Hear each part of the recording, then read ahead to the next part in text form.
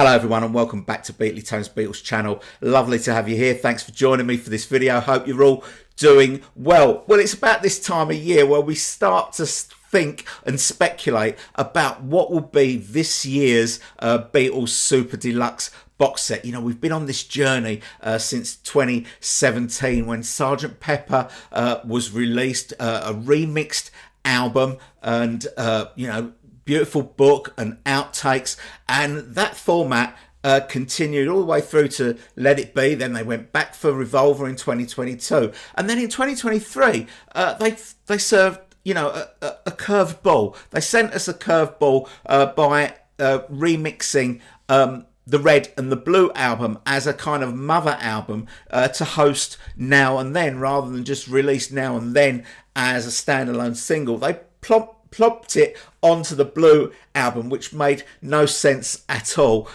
You know, if you've seen my video, which is called Do Apple Actually Know What They're Doing, I talk about that in quite great detail. But you know, in 2024, another curveball when they released the US albums in mono. Now, this year is the 60th anniversary of Rubber Soul and Help, but it seems like both of those albums and their 60th anniversary it has been overlooked for this year, because if you've been following the gossip and the rumour mill, and it is heavily rumoured, and the rumours are not without substance, which I'll come to soon. You know, the talk is that this year's Super Deluxe box set is going to be a reboot of Anthology, and in this video I'm going to be talking about what that means as far as both the TV show and the music that accompanied it back in the 90s goes. So what we might get, because you know, this is a massive project, and you know, it could be really fantastic. So I'm going to be talking about that during this video. Now, before we get onto that, I just want to tell you about a brand new podcast that I'm going to be co-hosting with my good friend Andy Nichols and my good friend Carl Hand, called Hands Across the Water. Now, it's called that not because Carl Hand's there, it's because they're in the USA and I'm in the UK, so Hands Across the Water kind of makes sense. It's going to be a Beatles and a solo Beatles podcast. It's going to be a weekly show. We're going to do recorded videos and we're going to do live streams, and the first episode is going to be dropping next week. Now, there is already a live YouTube channel open. It hasn't got any content on it yet, but I will drop a link to that channel down in the description. So if you want to be part of that podcast, please subscribe to the new channel. That would be great. Okay, let's talk about Anthology. So what is it that has fueled the real heavy rumours that Anthology is to be to get a reboot? Well, there's a few things really. I mean, the obvious one is the anniversary. It's 30 years old this year, but also, Danny did an interview a few months ago, I think in Japan, where he talked about hearing the new remixes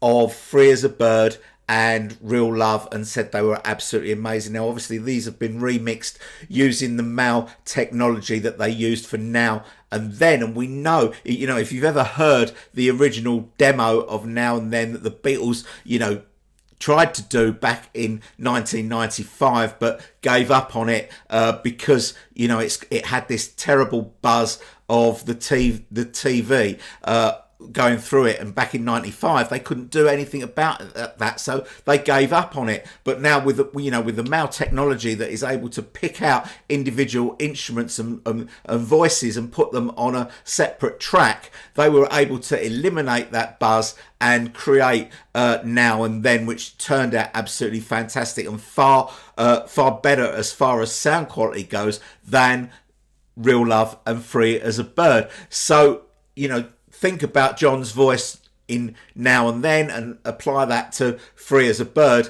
and Real Love, and that's a great start to get a remix of those. One of the things that we spoke about when the Red and the Blue album came out is, why have they put Now and Then on the Blue album that's still called the Beatles 1967 to 70 with a 2023 track on it, but more so, why haven't they put on Free as a Bird and Real Love? Because the whole premise of the Red and Blue album was that it contained every single that the Beatles released plus key album tracks, and that was a glaring omission. And why weren't they included? And the reason, presumably, is because they were being saved for a reboot of Anthology. So that is one thing that has fueled these rumours. The other thing is there is a new version of the Anthology book. Now, this book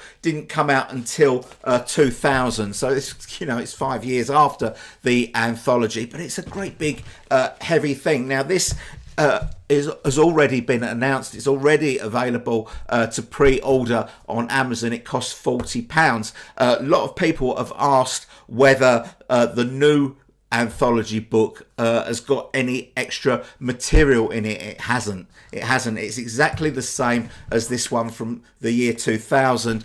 The only difference being is it's being released as a softback book rather than this big this book is brilliant, but it's really difficult to read because it's so heavy. So it's just a paperback version of that book. So they're obviously thinking about Anthology in some depth, with more to come. Now, the history of Anthology is a long one. It started off in 1970 when Neil Aspinall started putting together a documentary called The Long and Winding Road, and it was one of these things that he picked up and put down and picked up and put down, and eventually it was kind of abandoned. And then in the 90s, the real catalyst for the Anthology project as we know it now was Yoko handing over some of John's demos and saying to the other three, go and finish these off, and that kind of inspired them to get together and make those records. And the documentary was kind of centered around those, if you like. Now, for those of us that were around in the 90s, were Beatles fans in the 90s, you can probably remember how excited we were when this was announced. Not so much the TV show, because the TV show was a great thing. We were going to get hours of this documentary, but the fact that we were going to get a brand new Beatles song, Free as a Bird, with John on it, John singing with Paul and George and Ringo on it as well, a genuine Beatles single, a strange one, but definitely a Beatles single. All four of them are on it, so no one can deny that it's a genuine Beatles single. But I can remember the exact moment when I heard this song for the first time. Now, it was played on Virgin Radio by Chris Evans here in the UK. Now, I think Virgin had exclusive rights to play the song, and I think they only were allowed to play it once. In the UK, the Anthology series started on a Sunday in November 1995, 1995, and this was played on the Friday before that Sunday. And I can remember, I always used to have Virgin Radio on in the morning when I was getting dressed to go to work and stuff, and I remember hearing it for the first time, and just sitting on my bed and just thinking, wow, it was just such an emotional moment. I'm sure there's lots of people, around my age that can remember that really well. And I also know that there are people that watch this channel. The Anthology was their gateway to the Beatles. The Anthology series on TV was the first that they heard of the Beatles, and that's how they got into the Beatles, through Anthology. And in that period, 1995, the UK in particular was absolutely prime for the Beatles Anthology, because Britpop was the thing at the time in the UK, and all the Britpop bands were all inspired by the Beatles and or the 60s in general. So, you know, Britain was ripe for the picking for Anthology, and when it arrived, it was really exciting. Now, the thing about the music, and I'm going to talk about what we might get in the box in a minute in detail. But the thing about the music was that in the early 80s, early to mid 80s, when CD first arrived, unreleased tracks became the gift that just kept on giving, because record companies would release albums on CD from their artist's back catalogue, but add a couple of tracks, you know, that weren't on the original album, unreleased material or live material, different things. It was their way of making us buy a record that we already owned on CD. But we'd never really had that for the Beatles. Other artists had had it, but the Beatles had never had really any officially released, unreleased material. And granted, there was this 1982, the complete Silver Beatles. This came out, but this wasn't endorsed by the Beatles or Apple. This is the January the 1st, 1962 Decca audition, and although it's called the complete Silver Beatles, it wasn't quite complete. I think there's 3 songs missing from this, so I'm not really counting this. But this was the first unreleased material we got, but not an official Apple released. Then the year before Anthology dropped, we got this, the Beatles live at the BBC. Now, this was endorsed by Apple. This stuff available on bootlegs for years, but this was the first time it was released, and this gave us a taster of what was to come as far as unreleased material for the Beatles. That we were going to get a whole host more on the Anthology series. We're going to come back to the music in a bit, but I want to talk now about the TV series, because the TV series that was shown here in the UK was shown in a different format to how it was in America. In America, they got all 6 episodes during the same week, 2 episodes on 3 separate occasions during the same week, whereas here in the UK it was shown by ITV, 1 hour per week on a Sunday night for 6 weeks. So we got to the end slightly later than American fans did.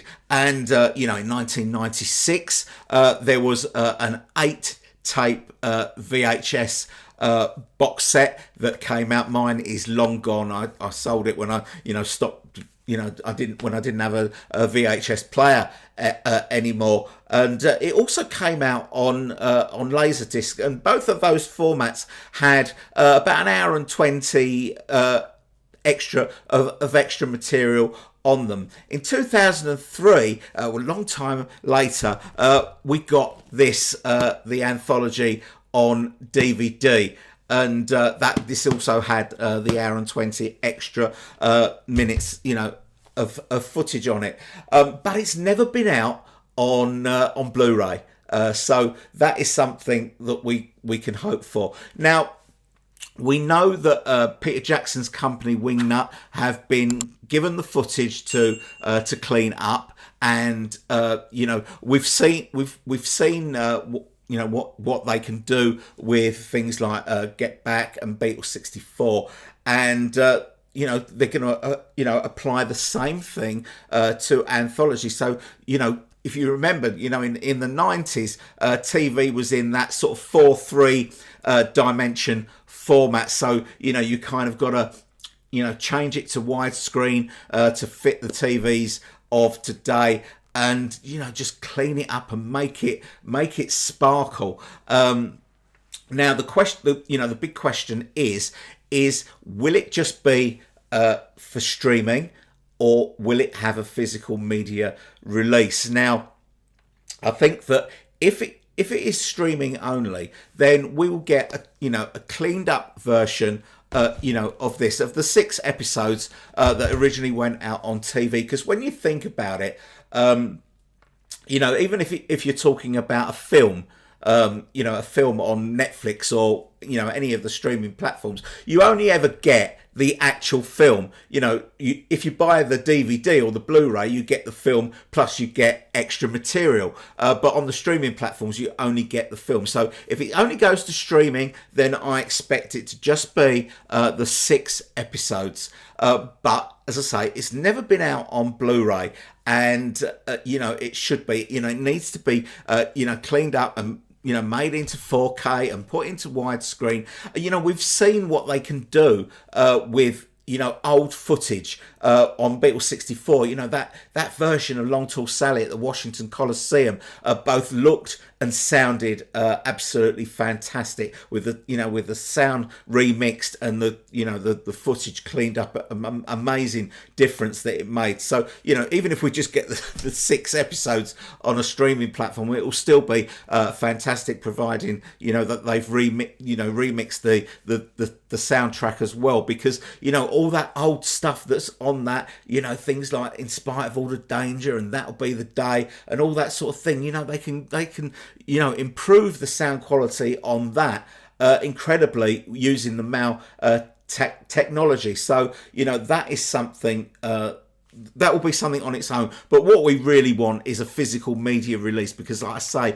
there won't be probably any extra material on the streaming version of this. And we know that there's a director's cut of Anthology, which is hours longer than the original series that went out on TV, and it would be fantastic to finally get that as physical media. So I hope that is how they're thinking, because if they put it out as a physical release on Blu-ray and DVD, it will be a big seller for sure. So I think I'm remembering this correctly, but and I'm sure you'll tell me down in the comments if I'm not. But here in the UK, I remember, or I think that I remember, that prior to the first episode of Anthology, there was a separate program that just showed the video to Free as a Bird, I'm pretty sure, and that finished, and then it went into Anthology episode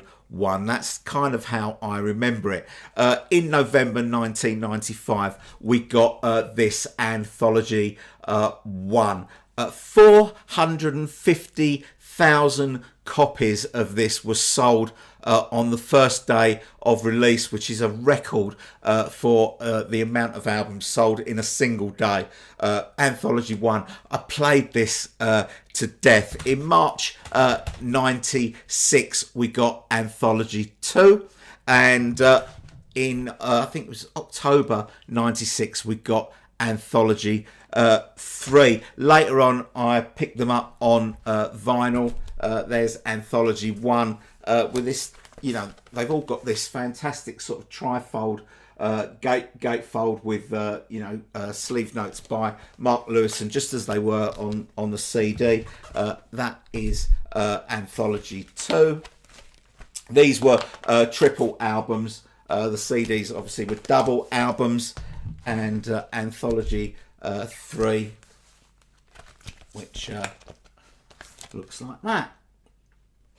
So these LPs are lovely, and if you remember the front covers, they all kind of join up to make one huge collage made by Klaus Vormann. It's really clever sleeve design for this. Now, going back to the music and a remixed version of the 3 Anthology albums is a really interesting aspect of this project, because when I first heard that Anthology was going to get a reboot, I thought, well, why would they bother remixing outtakes, which are, basically, either early versions of songs or versions of songs that go wrong, and that sort of thing. Why would they bother doing a remix of those? But that's exactly what they've done on, some of the tracks that have been included on the box sets that we've had so far. Off the top of my head, I can't remember lots of them, but I know that Me, Mr. Mustard on the Abbey Road sessions and Got to Get You Into My Life on the Revolver sessions are the same versions that appeared on Anthology, and they did remix them for those sessions LPs that came in that box set, and they do sound a lot better. They kind of added like little bits of chat sort of either end of them that we didn't get on Anthology, but they all benefit. The ones that they have used on both Anthology and on the box sets have definitely improved in sound quality on the box sets. And when it comes to what would they add extra songs to this, and would they get rid of all the speech bits? Would they bother with those? Maybe they would because maybe they'll keep them because it's part of the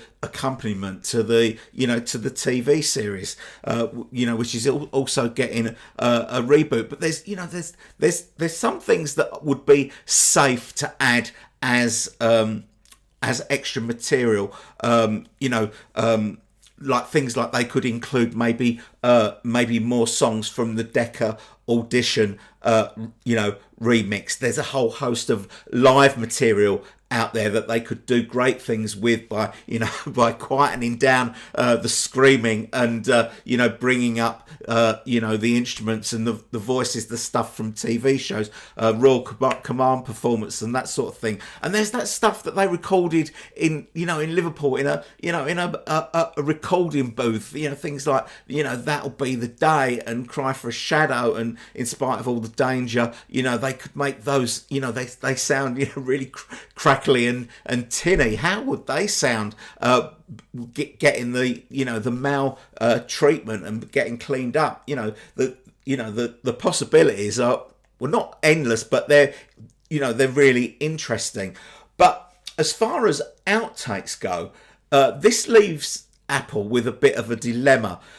So I'm really talking about the outtakes from the albums that they haven't done a box set for yet. Please Please Me to Rubber Soul. Now, if they were to include extra material, like extra outtakes on this Anthology Reboot, then what do they do when they come to do the box sets for those albums, Please Please Me to Rubber Soul? It may be that there's not enough good outtakes to have a sessions album for each of those, and when they come out in a box set, it might just be a remix of the stereo album, maybe an inclusion of the mono album and a book, and that'll be it for those box sets, and that would leave them free to add extra outtakes from those albums. If there's only sort of 2 or 3 good outtakes from those albums, they could include them on Anthology and be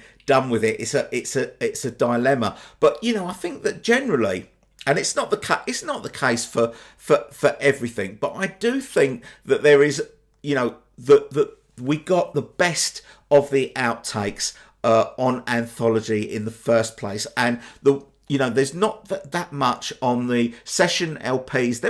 There's a few that warrant their place on a sessions LP, but there's not that much that I can say, oh yeah, that's better than what we got on Anthology. There are, as I say, a few tracks, and they could add more outtakes from the box sets that we've had already, but seeing as that they've already done that for Anthology in the first place, they've done the sessions LPs for the box sets that we've got. If they were to add, say, more outtakes from, say, Let It Be or Abbey Road or Revolver, would it be sort of scraping the bottom of the barrel? I think they kind of touched on that when they include things like Eleanor Rigby strings only.